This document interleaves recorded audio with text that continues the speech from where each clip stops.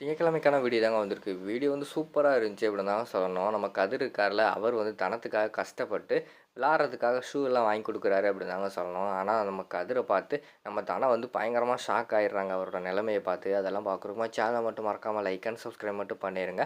First எடுத்த உடனேயுமே வந்து அந்த கதிர் வேலை பார்த்த அந்த ஓனர் இருக்கார்ல, அவரும் கதிரும் பேசிக்கிட்டு இருக்கிற மாரி தான் காட்டிக்கிட்டு இருக்காங்க. அப்போ வந்து அந்த ஓனர் வந்து சொல்லிக்கிட்டு இருக்காங்க, "உன்னைய பார்த்தா எனக்கு ரொம்ப பெருமையா இருக்கு தம்பி. இந்த காலத்தில உள்ள ஆம்பளைங்க எல்லாருமே வந்து பொண்டாட்டி வேலைக்கு போயிட்டு வந்து வீட்டில் கொடுக்குற காசை வாங்கிட்டு போய் சரக்கு அடிக்கிறதுக்கு தான் எல்லாருமே இருக்காங்க. ஆனால் நீ என்னடானா உன் ஒய்ஃபுக்காக விளாட்றதுக்காக இவ்வளோ கஷ்டப்பட்டு அவளுக்காக வந்து ஷூ வாங்கி கொடுக்கணும்னு சொல்லிட்டு இப்படி வந்து உழைக்கிறியே, உன்னை பார்க்கும்போது ரொம்ப கஷ்டமாக இருக்குது. அதை விட வந்து பார்த்தா ரொம்ப பெருமையாக இருக்குது தம்பி அப்படிங்கிற மாதிரி சொல்கிறாங்க.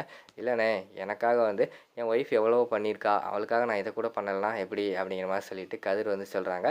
சரிப்பா, இந்தாப்பா, நல்லபடியாக வந்து நல்ல ஷூவா வாங்கி கொடுத்து நல்லா விளாட சொல்லு, நானும் ஆல் த பெஸ்ட் சொன்னேன் சொல்லு அப்படின்னு சொல்லிட்டு அந்த ஓனர் வந்து சொல்கிற மாதிரி தான் காட்டிக்கிட்டு இருக்காங்க. ரொம்ப நன்றி அண்ணே அப்படின்னு சொல்லிட்டு அந்த காசை வாங்கிட்டு போய் அவர் வந்து அவருக்கு நம்ம தனத்துக்கு வந்து பேட்மிண்டன் விளாட்றதுக்காக ஒரு சூப்பரான ஒரு ஒயிட் கலரில் ஒரு ஷூ வந்து வாங்கிட்டு வீட்டில் போய் அவங்க வந்து நேரடியாக கொடுக்காம கட்டிலில் வந்து அந்த பார்சல் அப்படியே வச்சுட்டு அந்த இடத்துலேருந்து போயிடுறாங்க.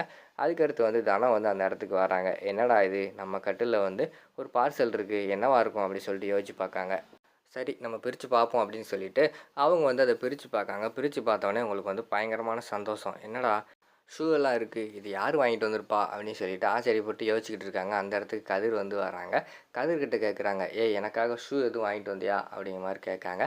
ஆமாம், உனக்காக தான் வாங்கிட்டு வந்து இந்த கட்டிலில் வச்சுருக்கேன், எடுத்து கொண்டு போய் நல்லபடியாக விளாண்டு வின் பண்ணு. கண்டிப்பாக வந்து கிழிஞ்ச ஷூ போட்டால் உனக்கு அது டிஸ்டர்பன்ஸாக இருக்கும், விளாட்றதுக்கு வந்து ரொம்ப தடையாக இருக்கும், சரியாகவே வந்து கான்சன்ட்ரேஷன் பண்ணி விளாட முடியாது. இந்த ஷூ போட்டு விளாண்டேன்னா கண்டிப்பாக நீ வந்து ஜெயிச்சிருவ அப்படிங்கிற மாதிரி சொல்கிறாங்க. அவருக்கு பார்த்தா ரொம்ப சந்தோஷமாயிருது. நம்ம தனத்துக்கு வந்து நமக்காக வந்து இவ்வளோ கஷ்டப்பட்டு வாங்கிட்டு வந்திருக்கானே அப்படிங்கிற மாதிரி சொல்லிட்டு விறுவிறுன்னு வந்து வேகமாக கட்டி பிடிக்க வராங்க. நம்ம தனம் வந்து கதிரை வந்து கட்டி பிடிக்க வராங்க. டக்குன்னு பார்த்தா கதிர் வந்து தட்டி விட்டுறாரு.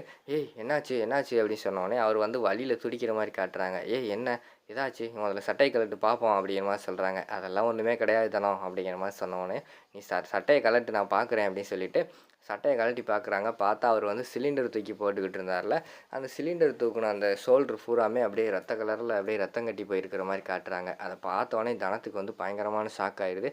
ஏய் கதிர், என்ன கதிர், எதுக்கு இப்படி பிளட்டாக இருக்கிற மாதிரி இருக்குது, என்னாச்சு அப்படிங்கிற மாதிரி கேட்காங்க.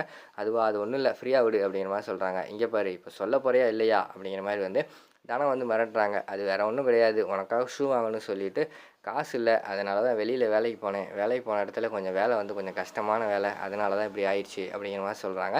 தனத்துக்கு வந்து ரொம்ப கண்கலங்க ஆரம்பிச்சிருது. ஏய் என்ன எனக்காக போய் நீ இப்படியெல்லாம் கஷ்டப்பட்டுக்கிட்டு இருக்கியே, ஏன் இப்படிலாம் பண்ணுற அப்படிங்கிற மாதிரி கேட்டோடனே அதெல்லாம் ஒன்றும் இல்லை, அதை நீ விடு, இந்த ஷூ உனக்கு பிடிச்சிருக்கா பிடிக்கலையா அதை சொல்லு அப்படிங்கிற மாதிரி சொல்கிறாங்க. எனக்கு இந்த ஷூ வந்து ரொம்ப பிடிச்சிருக்கு அப்படின்னு சொல்லிட்டு தனம் வந்து சொல்கிறாங்க. சரி, இந்த ஷூவை போட்டு நல்லபடியாக விளாண்டு நீ வந்து வின் பண்ணணும், அதான் என்னோடய ஆசை அப்படிங்கிற மாதிரி சொல்கிறாங்க. நானும் வின் பண்ணிவிட்டு அப்பா கிட்ட உன்னைய தான் எனக்கு வேணும் அப்படின்னு சொல்லிட்டு கேட்க போகிறேன் அப்படின்னு சொல்லிட்டு தனம் மனசுக்குள்ளேயே நினச்சிக்கிட்டே இருக்கிற மாதிரி காட்டுறாங்க. அதோட பார்த்துக்கிட்டிங்கன்னா இந்த எபிசோடு வந்து முடிச்சிடுறாங்க.